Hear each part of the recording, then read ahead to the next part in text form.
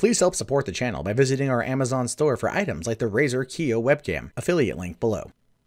Hey, what's going on, everyone? My name is Matt Jarbo. This is the Mundane Matt channel, and our president, Donald J. Trump, the 45th president of the United States, has had a very embattled first year in office. I would argue that that he has probably had the most opposition levied against him than any living U.S. president, and that can be seen as good or bad depending on how you look at Trump personally. Now, I have made my opinions publicly known. I'm not a fan, but I find this story to be interesting because I'm wondering what the results are going to be. Now, it says here that Donald Trump is to undergo a medical check amid swirl of allegations over his health. Now, if you are not an avid watcher of maybe like the Daily Show or Colbert or Seth Meyers or I believe even John Oliver or any of the late night comedians, they constantly poke at Donald Trump's health. And part of this has to do with quotes he has said, right? For one, he doesn't exercise because he believes that all energy is finite, like that includes your body. And so if he exercises, he will be expending, or no, you only get a finite amount of energy.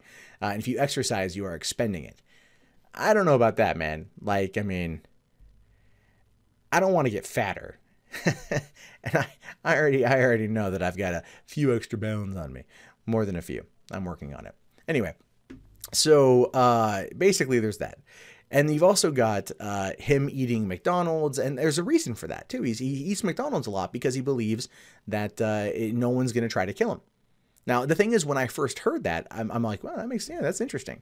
Because that's a very kind of interesting way to look at your popularity, or in essence, your infamy, is how people, you fear people are going to try to poison you. And if you go to McDonald's at random, they're not going to know that you are you, and they're not going to try to poison you. So there's a bit of paranoia in there, as well as this odd idea about how much physical energy you've got. So again, there's things that kind of pepper into his conversation that can lead people to believe that there is a problem, and especially the tweet over this weekend. Oh my God!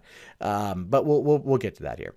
So it says here that Donald Trump will attempt to end speculation about his mental and physical suitability for presidency next week by undergoing a formal health check. And this should have probably been something they've done during the campaign, but much like taxes,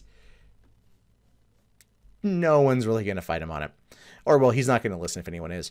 The U.S. president is to be examined by the same doctor as his predecessor, Barack Obama, and a summary of the results will be made public. Now, this I like, because for one, Trump has made it very clear that he wants to destroy every single thing Obama has ever touched, right? Like, which makes the whole P-tape allegation seem far more realistic than not. Like I said, I ain't even mad. If the P-tape is real, I'm not even mad. I want to see it. I actually think it'd be pretty baller if he did that. If Trump hated Obama so much that he went to the presidential suite in Moscow, right, at that hotel, and he paid hookers to pee on the bed just to defile the mattress that the Obama slept on, that is some serious grade A hatred. And I wouldn't even be mad at that. I'm like, that's just you getting out some anger, right? But here he's going to the same doctor and not his doctor, which has, again, been a person who's been heavily mocked through late night comedy. Now, the physical test will be around 2 hours, and it will include blood and urine tests, heart checks, and even questions about his sleeping habits and sex life, according to medical experts. Oh, dang. What you're telling me here, Telegraph, is that we're gonna get a solid look into what the Don's sex life is? If the information is going to be made public, are we going to be able to find out just how many times him and Melania, you know what it is. I can't say it because of YouTube demonetization, but I don't even know what I'm doing there.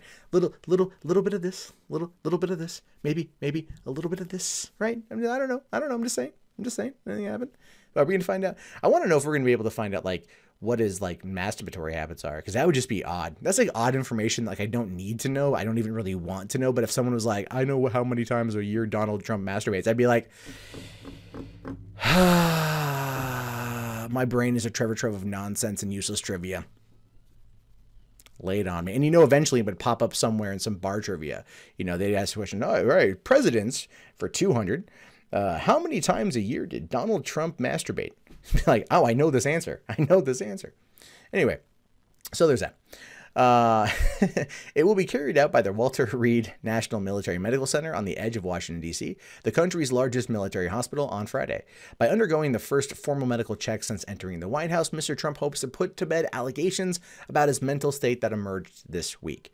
And clearly this has to do with the Fire and Fury book, where Michael Wolff claimed that Mr. Trump was failing to recognize old friends and often repeat stories word for word. The White House called questions about his mental suitability for office disgraceful. Now, here's the thing. And this is kind of where you have to look at it, I want to say objectively, right? Like, I can roast Donald as much as the next guy, so on and so forth. But at the same time, when you look at the fact that they're coming out and they're going to do this health checkup as a way to prove he's fine, as a way to prove everything is fine, it almost tells you that there's something that's not quite right, right? It does.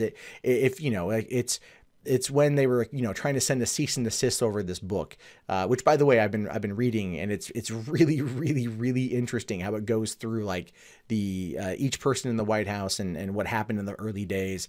Especially, I was just listening to the Reince Priebus part, and like, man, I kind of feel bad for that guy, because there's a bunch of inept people running bureaucracy of this country, and that's been a problem. But anyway, I mean, it's like they're not, there's a lot there that they've sent a cease and desist letter, but not a lot of people have outright, flat out denied what was said.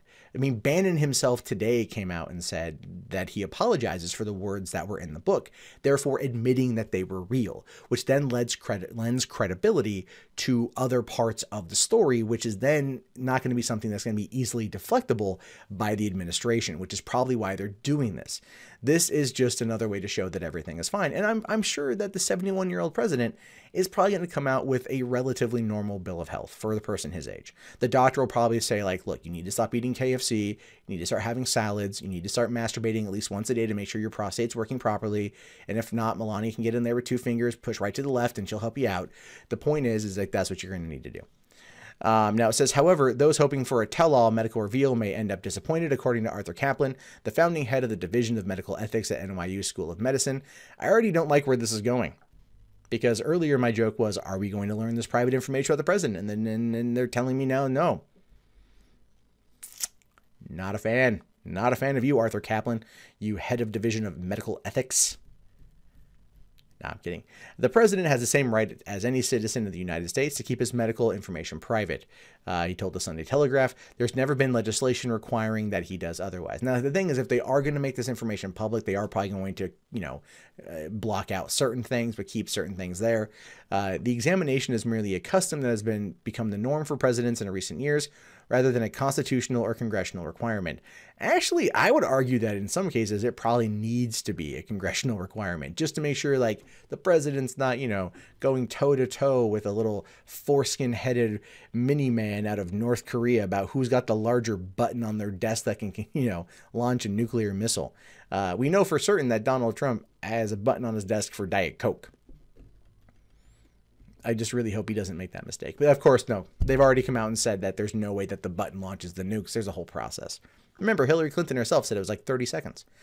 Now, nonetheless, Mr. Obama, the former president, set the bar of expectation pretty high. His 2-page medical summary released in March 2016 goes into remarkable details. Obama's height is 73 inches, weight 175, body mass index. I don't know any of this stuff.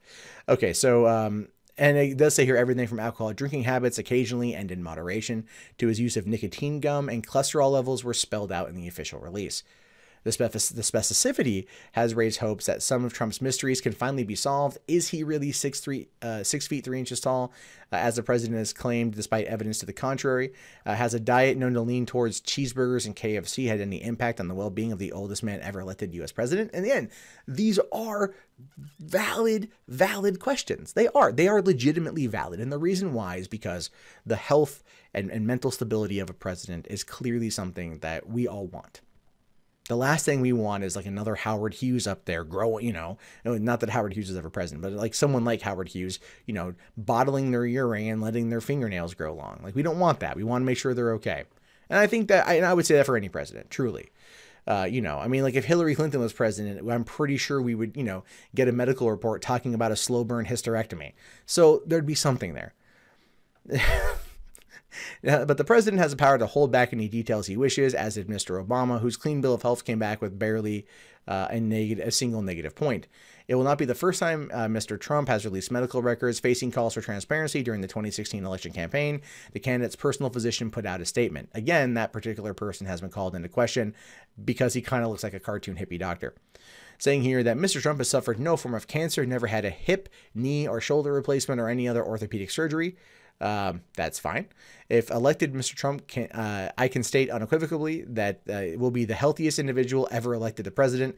Yeah, but when it comes to Trump and people surrounding him and how often they praise him as being the best of the best of the best of the best, and I simply have to say, you're not an Eric Roberts movie from the 80s, okay? You'll never be. Stop it.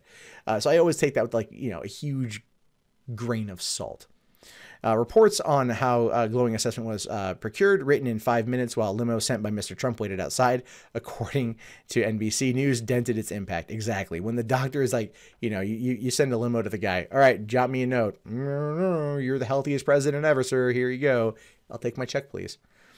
Dr. Bornstein declined to comment on next week's medical when contacted by the newspaper. The U.S. history is littered with past presidents hiding illnesses. Grover Cleveland used a cover of a fishing trip to have secret cancer surgery on a yacht in 1893, fearing the impact on the markets if news got out. And that is a very valid concern. That is.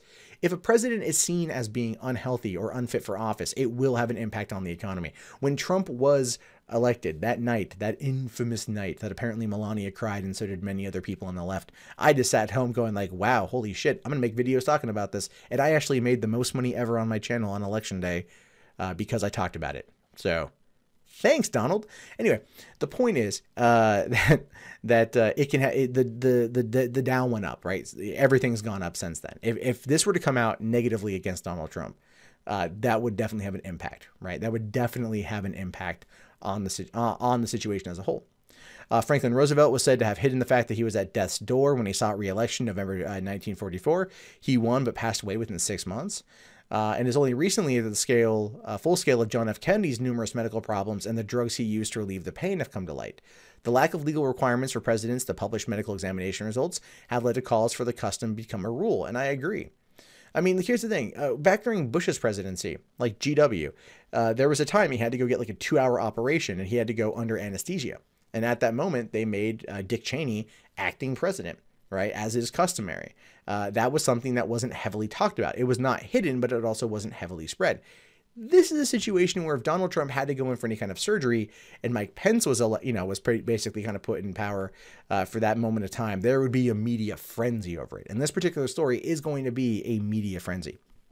Now, Barbara Perry, the director of presidential studies at the University of Virginia Miller Center, says, having come of age in the Watergate era, I'm very keen on transparency in presidents. She also says here, I just want to know the pilot of my airplane is physically and mentally fit for service.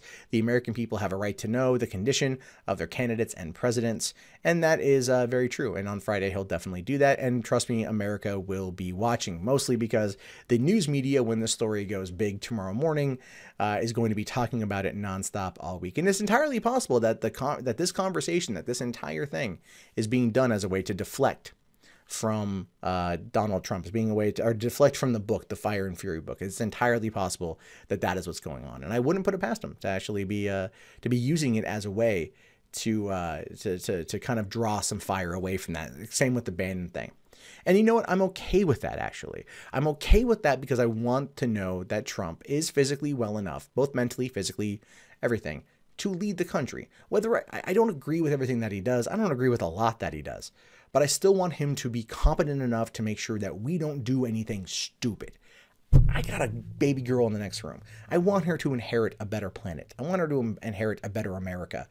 I'm hoping that even though a person who I didn't support still has enough, in there to be able to protect all of us, not just his base. And I'm hoping we find that out. But anyway, what are your guys' thoughts about this? Let me know in the comments below. My name is, of course, Matt Jarbo. This is the Mundane Man channel. If you guys haven't already, thumbs up this video, smash that like, smash it, and be sure to subscribe for more content from me. If you want to support the channel, the best way to do so is through a Patreon, PayPal, Amazon affiliate sales, Bitcoin, or just turning off that pesky ad block.